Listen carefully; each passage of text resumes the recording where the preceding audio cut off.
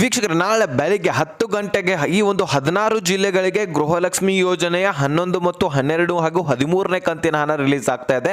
So ಗಾಬರಿ ಆಗಬೇಡಿ, ಇವರೇನಪ್ಪ ಇನ್ನು 12ನೇ ಕಂತಿನ ಹಣನೇ ರಿಲೀಸ್ ಆಗ್ತಾ ಇಲ್ಲ, ಸೊ ಎಲ್ಲರಿಗೂ ಕೂಡ ಬರ್ತಾ ಇಲ್ಲ, 13ನೇ ಕಂತಿನ ಹಣದ ಬಗ್ಗೆ ಮಾತಾಡ್ತಾ ಇದ್ದಾರೆ ಅಂತ ಹೇಳ್ತಾ ಇದ್ದಾರೆ. ಸೊ ಅದಕ್ಕೆ ನಿಮಗೆ ಕ್ಲಾರಿಟಿ ಕೊಡ್ತೀನಿ. 13ನೇ ಕಂತಿನ ಹಣ ಯಾವಾಗ ಜಮಾ ಆಗುತ್ತೆ, 12ನೇ ಕಂತಿನ ಹಣ ಜಮಾ ಆಗಿದೆ ಇಲ್ವಾ, ಬಂದರೆ ಯಾವ ಜಿಲ್ಲೆಗಳಿಗೆ ಬರ್ತಾ ಇದೆ, 11ನೇ ಕಂತಿನ ಹಣ ನಿಮಗೆ ಇನ್ನೂ ಕೂಡ ಬಂದಿಲ್ಲ ಅಂದರೆ ಸೊ ಏನು ಮಾಡಬೇಕು, ಯಾಕೆ ಬರ್ತಾ ಇಲ್ಲ, ಸೊ ಅನ್ನುವಂಥದ್ದನ್ನು ಕಂಪ್ಲೀಟ್ ಆಗಿ ಈ ಒಂದು ವಿಡಿಯೋದಲ್ಲಿ ತಿಳಿಸಿಕೊಡ್ತೀನಿ. ಸೊ ಈ ಒಂದು ವಿಡಿಯೋ ತುಂಬ ಅಂದರೆ ತುಂಬ ಇಂಪಾರ್ಟೆಂಟ್ ಆಗಿರುತ್ತೆ. ಗೃಹಲಕ್ಷ್ಮಿ ಯೋಜನೆ 11ನೇ ಕಂತಿನ ಹಣ ಬಂದಿಲ್ಲ ಅಂದರೆ ಅವರು ಕೂಡ ನೋಡಲೇಬೇಕು, 12ನೇ ಕಂತಿನ ಹಣ ಹಾಗೂ 13ನೇ ಕಂತಿನ ಹಣ ಬೇಕು ಅನ್ನುವಂಥವ್ರು ಕೂಡ ನೋಡಲೇಬೇಕು.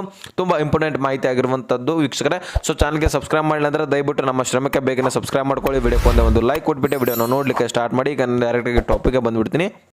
ಸಾಕಷ್ಟು ಮಹಿಳಾ ಫಲಾನುಭವಿಗಳಿಗೆ ಈಗ ಗೃಹಲಕ್ಷ್ಮಿ ಯೋಜನೆಯ ಹಣ ಜಮಾ ಆಗಿರುವಂಥದ್ದು. ಇಲ್ಲಿ ಕೆಲವೊಂದಿಷ್ಟು ಫಲಾನುಭವಿಗಳಿಗೆ ಅಂದರೆ ಒಂದು 20ದಿಂದ 25% ಫಲಾನುಭವಿಗಳಿಗೆ ಇನ್ನೂ ಕೂಡ 11ನೇ ಕಂತಿನ ಹಣ ಕೂಡ ಜಮಾ ಆಗಿಲ್ಲ.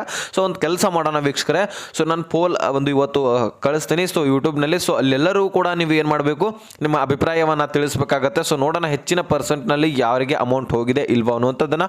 ಸೊ ನೀವು ಕೂಡ ಅಲ್ಲಿಂದ ನೋಡ್ಕೋಬಹುದು, ನಾನು ಕೂಡ ನೋಡ್ತೀನಿ. ಹೆಚ್ಚಿನ ಜನರಿಗೆ 11ನೇ ಕಂತಿನ ಹಣ ನಿಮಗೆ ಬಂದಿದೆ ಇಲ್ವಾ ಅನ್ನುವಂಥದ್ದನ್ನು ಕೂಡ ಫೋಲ್ ಮಾಡ್ತೀನಿ.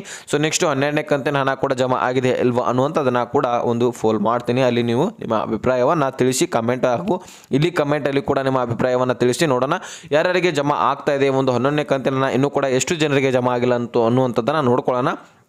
ನಮ್ಮ ಒಂದು ಸಬ್ಸ್ಕ್ರೈಬರ್ಸಲ್ಲಿ ಕೂಡ ಎಷ್ಟೊಂದು ಫಲಾನುಭವಿಗಳಿಗೆ ಇನ್ನೂ ಕೂಡ ಜಮಾ ಆಗಿಲ್ಲ ಅನ್ನುವಂಥದ್ದನ್ನು ನೋಡೋಣ, ಚೆಕ್ ಮಾಡೋಣ. ಓಕೆ, ಅದೊಂದು ಪ್ರಯೋಗವನ್ನು ಮಾಡೋಣ. ಸೊ ಎಲ್ಲರೂ ಕೂಡ ಪೋಲ್ ಮಾಡಲಿಕ್ಕೆ ರೆಡಿಯಾಗಿ. ಸೊ ಅದೇ ರೀತಿಯಾಗಿ ವೀಕ್ಷಕರು, ಈಗ ಗೃಹಲಕ್ಷ್ಮಿ ಯೋಜನೆಗೆ ಈಗಾಗಲೇ ಒಂದು ಮಹಿಳಾ ಮತ್ತು ಮಕ್ಕಳ ಕಲ್ಯಾಣ ಇಲಾಖೆ ಆದಂತಹ ಸಚಿವೆ ಆದಂತಹ ಲಕ್ಷ್ಮೀ ಹೆಬ್ಬಾಳ್ಕರ್ ಮೇಡಮ್ ಅವರು ಈಗಾಗಲೇ CM ಅವರ ಹತ್ರ ಮಾತನಾಡಿದಂತೆ ಮಾತನಾಡಿಕೊಂಡು ಈ ಒಂದು ಗೃಹಲಕ್ಷ್ಮಿ ಯೋಜನೆಯ ಅಮೌಂಟನ್ನು ಹಾಕಲಿಕ್ಕೆ ಒಟ್ಟಿಗೆ ಹಾಕ್ತೇವಂತ ಸ್ಪಷ್ಟನೆಯನ್ನು ಕೊಟ್ಟಿದ್ದಾರೆ. ಸೊ ಆದರೆ ಒಟ್ಟಿಗೆ ಅಂತರೂ ಹಾಕ್ತಾರೆ ಇಲ್ವೋ ಗೊತ್ತಿಲ್ಲ, ಆದರೆ 2,200 ರೂಪಾಯಿ ಈ ರೀತಿಯಾಗಿ ಡಿವೈಡ್ ಮಾಡಾದರೂ 100% ಹಾಕ್ತಾರಂತ ಒಂದು ಸ್ಪಷ್ಟನೆ ಬಂದಿದೆ ನಮಗೆ. ಸೊ ಈಗ 12ನೇ ಕಂತಿನ ಹಣ ಕೂಡ ಈಗ ಆಲ್ರೆಡಿ 5ರಿಂದ 7% ಫಲಾನುಭವಿಗಳಿಗೆ ಜಮಾ ಆಗಿದೆ ಅಂತಾನೆ ಹೇಳ್ಬೋದು. ಸೊ ಅವ್ರಿಗೆಲ್ಲರಿಗೂ ಕೂಡ ಅಮೌಂಟ್ ಹೋಗಿದೆ, ಆದರೆ ಹೆಚ್ಚಿನ ಪ್ರಮಾಣದಲ್ಲಿ ಯಾರಿಗೂ ಕೂಡ ಅಮೌಂಟ್ ಹೋಗಿಲ್ಲ. ಅದಕ್ಕೋಸ್ಕರ ಬಿಡುಗಡೆ ಆಗಿದೆಯಾ ಇಲ್ವಾ ಅನ್ನುವಂಥದ್ದು ಕನ್ಫ್ಯೂಷನ್ ಇಲ್ಲಿದ್ದಾರೆ ಜನರು ಎಲ್ಲರೂ ಕೂಡ. ಸೊ ವೀಕ್ಷಕರೇ, ಈಗಾಗಲೇ ಅಮೌಂಟು ಬಿಡುಗಡೆ ಆಗ್ತಾ ಇದೆ. ಸೊ ಎಲ್ಲರ ಖಾತೆಗೂ ಕೂಡ ಬರ್ತಾ ಇದೆ. ಅದೇ ರೀತಿಯಾಗಿ ಇವತ್ತು ಕೂಡ ಬರ್ತಾ ಇದೆ, ನಾಳೆನೂ ಕೂಡ ಬರ್ತಾ ಇದೆ. ಯಾರು ಕೂಡ ತಲೆ ಕೆಡಿಸ್ಕೊಳ್ಳುವಂಥ ಅಗತ್ಯವಿಲ್ಲ. 1,000 DBTದಿಂದ ಟ್ರೆಸರಿಗೆ ಪುಷ್ ಮಾಡಿದ್ರೆ ಸೊ ಅದು ಅಮೌಂಟು ನಿಮ್ಮ ಖಾತೆಗೆ ಯಾವಾಗ ಬೇಕಾದರೂ ಕೂಡ ಜಮಾ ಆಗ್ಬೋದು. ಸೊ ಹಾಲಿಡೇ ಇದ್ದಾಗೂ ಜಮಾ ಆಗ್ಬೋದು, ಯಾವಾಗ ಬೇಕಾದರೂ ಕೂಡ ಜಮಾ ಆಗ್ಬೋದಾಗಿರುತ್ತೆ ವೀಕ್ಷಕರೇ. ಸೊ ಅದಕ್ಕೋಸ್ಕರ ಸೊ ವೇಟ್ ಮಾಡಲೇಬೇಕು. ಈ ಒಂದು 13ನೇ ಕಂತಿನ ಹಣ ಕೂಡ ಈಗ ಗಣೇಶ ಚತುರ್ಥಿ ಆದ ತಕ್ಷಣವೇ ಬಿಡುಗಡೆ ಆಗ್ತಾ ಇದೆ. ಸೊ ಈಗ ಮೊದಲು ಈಗ 12ನೇ ಕಂತಿನ ಹಣ ಬಿಡುಗಡೆ ಆಗಲಿಕ್ಕೆ ಪ್ರಾರಂಭಿಸಿದ್ರೆ ನೋಡಿ, ಈಗ ಟೈಮ್ ಎಷ್ಟು ಬೇಕಂದ್ರೆ ಅವರಿಗೆ 15ನೇ ತಾರೀಕು ಬೇಕಂತ ಬಿಡುಗಡೆ ಆದರೆ ಒಂದು 15 ದಿನ ಆದರೂ 20 ದಿನ ಆದರೂ ಬೇಕೇ ಬೇಕಂತ ಒಂದು ಸ್ಪಷ್ಟನೆಯನ್ನು ಇಲ್ಲಿ ಲಕ್ಷ್ಮೀ ಹೆಬ್ಬಾಳ್ಕರ್ ಅವರು ಕೇಳಿದ್ದಾರೆ. ಈಗಾಗಲೇ ಗೊತ್ತಿರ್ಬೋದು ವೀಕ್ಷಕರೇ, ಒಂದು ಹೇಳಿಕೆಯನ್ನು ಕೊಟ್ಟಿರಿದ್ರು ಮಾಧ್ಯಮದಲ್ಲಿ. ರೈತರಿಗೆ ಈಗಾಗಲೇ ಒಂದು ಸಬ್ಸಿಡಿ ಮುಖಾಂತರ ಹಣ ಬೇಕಂದ್ರೆ ಒಂದು ತಿಂಗಳು ಟೈಮ್ ತೊಗೊಳುತ್ತೆ. ಅಂಥದ್ರಲ್ಲಿ ನಾವು ಪ್ರತಿ ತಿಂಗಳು ಕೂಡ ಒಂದು ಎಕ್ಸಸೈಸ್ ಮಾಡ್ತಾ ಇದ್ದೀವಿ. 2,600 ಕೋಟಿ ಅಥವಾ 2,400 ಕೋಟಿ ಈ ಒಂದು ಕಂತುಗಳನ್ನು ಬಿಡಲಿಕ್ಕೆ ನಮಗೆ ಹಣ ಅವಶ್ಯಕತೆ ಆಗಿದೆ. ಸೊ ಅಷ್ಟಾದರೂ ನಾವು ಬಿಡುಗಡೆ ಮಾಡಲಿಕ್ಕೆ ಇಶ್ಯೂ ತಾಂತ್ರಿಕ ಇಶ್ಯೂ ಸುಲಭವಾಗಿ ಆಗುತ್ತೆ. ಅದನ್ನು ತಡೆಗಟ್ಟಲಿಕ್ಕೆ ಒಂದು ಪ್ರಾಬ್ಲಮನ್ನು ಸಾಲ್ವ್ ಮಾಡಲಿಕ್ಕೆ ಈ ಗವರ್ನರ್ಸ್ ಅವರು ಇರ್ತಾರೆ. ಸೊ ಅದನ್ನೆಲ್ಲ ಕೂಡ ಸಾಲ್ವ್ ಮಾಡಿಕೊಂಡು ಎಲ್ಲರ ಖಾತೆಗೆ ಹಣ ಜಮಾ ಮಾಡಲಿಕ್ಕೆ ನಮಗೆ ಟೈಮ್ ಬೇಕು. ಅದೇ ರೀತಿಯಾಗಿ ಆಹಾರ ಇಲಾಖೆನೂ ಕೂಡ ಸಾಕಷ್ಟು ರೇಷನ್ ಕಾರ್ಡ್ಗಳನ್ನು ರದ್ದು ಮಾಡುವಂತಹ ಕಾರಣಕ್ಕಾಗಿ ನಾವು ಯಾವ ರೇಷನ್ ಕಾರ್ಡ್ಗಳನ್ನು ತೆಗೆದಾಕಿಬಿಟ್ಟು ಈಗಾಗಲೇ ತೆಗೆದಾಕಿದಾರಲ್ಲ, ಸೊ ಅವರಿಗೆ ಗೃಹಲಕ್ಷ್ಮಿ ಯೋಜನೆ ಹೋಗ್ತದೆಯಾ ಇಲ್ವಾ ಅನ್ನೋಂಥದ್ದನ್ನು ಕೂಡ ಚೆಕ್ ಮಾಡಬೇಕು. ಅದನ್ನು ಕೂಡ ತೆಗೆದಾಕಿಬಿಟ್ಟು ಉಳಿದವರಿಗೆ ಫಲಾನುಭವಿಗಳಿಗೆ ಹಣ ಜಮಾ ಮಾಡಲಿಕ್ಕೆ ನಮಗೆ ಟೈಮ್ ಬೇಕು ಅಂತ ಒಂದು ಸ್ಪಷ್ಟನೆಯನ್ನು ಕೊಟ್ಟಿರುವಂಥದ್ದು ಸಚಿವೆ ಲಕ್ಷ್ಮೀ ಹೆಬ್ಬಾಳ್ಕರ್ ಮೇಡಮ್ ಅವರು. ಸೊ ಅದೇ ರೀತಿಯಾಗಿ ವೀಕ್ಷಕರಿಗಾಗಲೇ 11ನೇ ಕಂತಿನ ಹಣ ಅಂತೂ ಹೆಚ್ಚಾಗಿ ವಿಜಯಪುರ ಜಿಲ್ಲೆಗೆ, ಬೀದರ್ ಹಾಗೂ ಮಂಡ್ಯ, ಕೊಪ್ಪಳ ಜಿಲ್ಲೆಗಳಿಗೆ ಹೆಚ್ಚಿನ ಪ್ರಮಾಣದಲ್ಲಿ ಅಮೌಂಟ್ ಹೋಗಿರುವಂಥದ್ದು. ಸೊ ಉಳಿದ ಫಲಾನುಭವಿಗಳಿಗೆ ಇನ್ನೂ ಕೂಡ ಒಂದು ಸ್ವಲ್ಪ ಫಲಾನುಭವಿಗಳು ಮಾತ್ರ ಬಾಕಿ ಇದ್ದಾರೆ, ಅವ್ರಿಗೂ ಕೂಡ ಹಾಕ್ತಾರೆ. ಅದರಲ್ಲಿ ಮತ್ತು ಇನ್ನೂ ಕೆಲವೊಂದಿಷ್ಟು ಫಲಾನುಭವಿಗಳು ಫೇಕ್ ಡಾಕ್ಯುಮೆಂಟ್ಸ್ಗಳನ್ನು ಹೊಂದಿರುವಂತಹ ಫಲಾನುಭವಿಗಳು ಕೂಡ ಇದ್ದಾರೆ. ಅದರಲ್ಲಿ ಬೆಂಗಳೂರು ನಗರದಲ್ಲಿರುವಂತಹ ಹೆಚ್ಚಿನ ಫಲಾನುಭವಿಗಳು ಸಿಗ್ತಾ ಇದ್ದಾರಂತೆ. ಸೊ ಅವರೆಲ್ಲರನ್ನು ಕೂಡ ತೆಗೆದಾಕ್ಬಿಟ್ಟು ನಿಮಗೆ ಅಮೌಂಟ್ ಹಾಕಲಿಕ್ಕೆ ಟೈಮ್ ಅಂತೂ ಬೇಕೇ ಬೇಕು. ಅದಕ್ಕೋಸ್ಕರ ಡಿಲೇ ಆಗ್ತಾ ಇದೆ, ಲೇಟ್ ಆಗ್ತಾ ಇದೆ ಅಂತ ಇದ್ದಾರೆ. ಒಂದು ಸ್ಪಷ್ಟನೆಯನ್ನು ಕೊಟ್ಟಿರುವಂಥದ್ದು. ಈಗಾಗಲೇ ಪ್ರಾರಂಭ ಆಗಿದೆ, ಆದರೆ ಸ್ಪೀಡಾಗಿ ಬಿಡುಗಡೆ ಆಗ್ತಾ ಇಲ್ಲ ಅಷ್ಟೇ. ಸೊ ಹಂತವಾಗಿ ಹಣ ರಿಲೀಸ್ ಮಾಡ್ತಾ ಇರುವಂಥದ್ದು. ಸೊ ಈಗಾಗಲೇ ನಿಮ್ಗೆ ಗೊತ್ತಿರ್ಬೋದು ವೀಕ್ಷಕರೇ, ಸೊ 12 ಲಕ್ಷ ರೇಷನ್ಸ್ ಕಾರ್ಡ್ಗಳನ್ನು ರದ್ದು ಮಾಡಲಾಗ್ತಾ ಇದೆ. ಆ ಒಂದು ಎಲ್ಲ ರೇಷನ್ಸ್ ಕಾರ್ಡ್ಗಳನ್ನು ರದ್ದು ಮಾಡಿ ನಿಮಗೆ ಅಮೌಂಟ್ ಹಾಕಲಿಕ್ಕೆ ನೀವೇ ವಿಚಾರ ಮಾಡಿ, ಟೈಮ್ ಬೇಕಲ್ವಾ.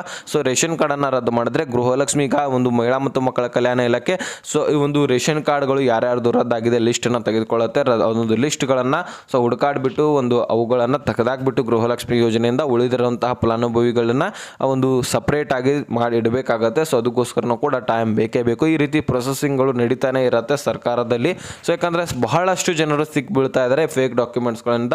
ಈ ಒಂದು ಗೃಹಲಕ್ಷ್ಮಿ ಯೋಜನೆಗೆ ಏನು ಪ್ರಾರಂಭವಾಯಿತು ನೋಡಿ. ಸೊ ಕೇಂದ್ರ ಸರ್ಕಾರದಲ್ಲಿ ನಾವು ಆಡಳಿತಕ್ಕೆ ಬಂದರೆ ನಾವು ಮಹಾಲಕ್ಷ್ಮಿ ಯೋಜನೆಯಲ್ಲಿ ಕೂಡ 1 ಲಕ್ಷ ರೂಪಾಯಿ ಕೊಡ್ತೇವೆ ಅಂತ ಏನು ರಾಹುಲ್ ಗಾಂಧಿ ಸರ್ ಅವರು ಘೋಷಣೆ ಮಾಡಿದ್ರಲ್ಲ. ಸೊ ಅಂತಹ ಒಂದು ಸಂದರ್ಭದಲ್ಲಿ ಬಹಳಷ್ಟು BPL ರೇಷನ್ ಕಾರ್ಡ್ಗಳು ಹಣ ಕೊಟ್ಟು ರೆಡಿ ಮಾಡ್ಕೊಂಡಿದ್ದಾರೆ ಅಂತ. ಸೊ ಅವರೆಲ್ಲರನ್ನು ಕೂಡ ರದ್ದು ಮಾಡಲಾಗ್ತಾ ಇದೆ.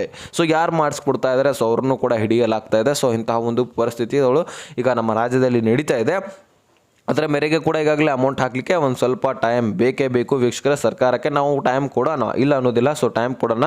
ಸೊ ಹೇಳಿದ ಒಂದು ಪ್ರಕಾರ ಅಮೌಂಟ್ ಹಾಕಲಿಲ್ಲ ಅಂದರೆ ಮತ್ತೆ ಪ್ರತಿಭಟನೆ ಇದ್ದೇ ಇರುತ್ತೆ. ಸೊ ಮಹಿಳೆಯರೆಲ್ಲರೂ ಕೂಡ ಆಕ್ರೋಶವನ್ನು ವ್ಯಕ್ತಪಡಿಸಿ ಪ್ರತಿಭಟನೆ ಕೂಡ ಮಾಡ್ತಾರೆ. ಮತ್ತು ಸರ್ಕಾರನ ಬಗ್ಗಿಸಿ ಅಮೌಂಟ್ ಹಾಕಲಿಕ್ಕೆ ಅಮೌಂಟ್ ಹಾಕಲೇಬೇಕು ಅಂತಹ ಒಂದು ಪರಿಸ್ಥಿತಿಗೆ ತರುತ್ತೇವೆ ಅಂತ ಒಂದು ಮಹಿಳೆಯರ ಅಭಿಪ್ರಾಯ ಬರ್ತಾ ಇರುವಂಥದ್ದು. ಸೊ ನೋಡೋಣ ಯಾವಾಗ ಜಮಾ ಈಗಾಗಲೇ ರಿಲೀಸ್ ಆಗ್ತದೆ. ಸೊ ನಿಮಗೆ ಜಮಾ ಆಗಿದೆ ಅಲ್ವ ಅನ್ನುವಂಥದ್ದು ನಿಮ್ಮಿಂದನೇ ನಮ್ಗೆ ಗೊತ್ತಾಗಬೇಕಾಗಿದೆ. ಪೋಲನ್ನು ಮಾಡ್ತೀನಿ. ಸೊ ಪೋಲ್ ಮುಖಾಂತರ ನಿಮ್ಮ ಅಭಿಪ್ರಾಯವನ್ನು ತಿಳಿಸಿ.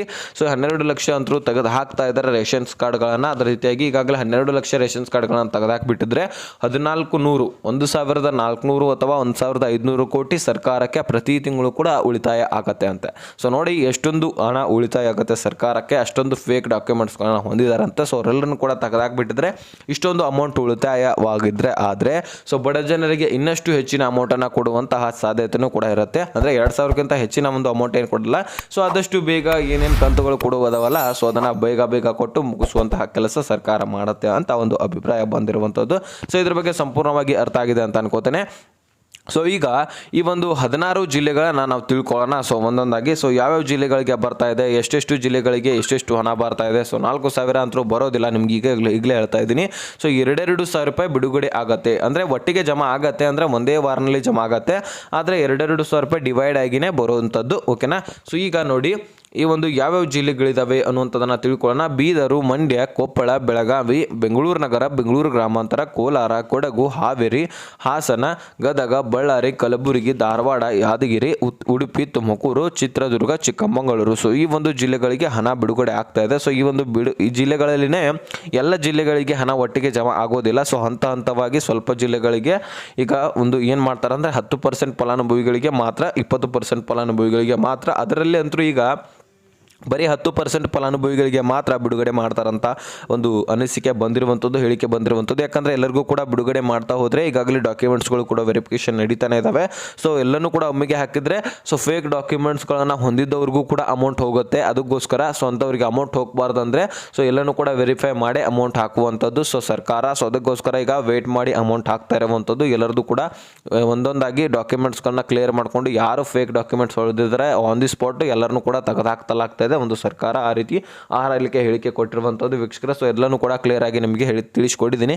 ಸೊ ಅರ್ಥ ಆಗಿದೆ ಅಂತ ಅನ್ಕೋತೇನೆ. ಅರ್ಥ ಆಗಿದ್ರೆ ಲೈಕ್ ಮಾಡಿ, ನಿಮ್ಮ ಸ್ನೇಹಿತರಿಗೆ ಶೇರ್ ಮಾಡಿ, ಸಬ್ಸ್ಕ್ರೈಬ್ ಮಾಡಿ ಅಂತ ಹೇಳ್ತಾ ಮತ್ತೆ ಮುಂದಿನ ಮಾಹಿತಿ ಸಿಗೋಣ. ಸೊ ಅಲ್ಲಿ ತನಕ ಬಾಯ್ ಫ್ರೆಂಡ್ಸ್.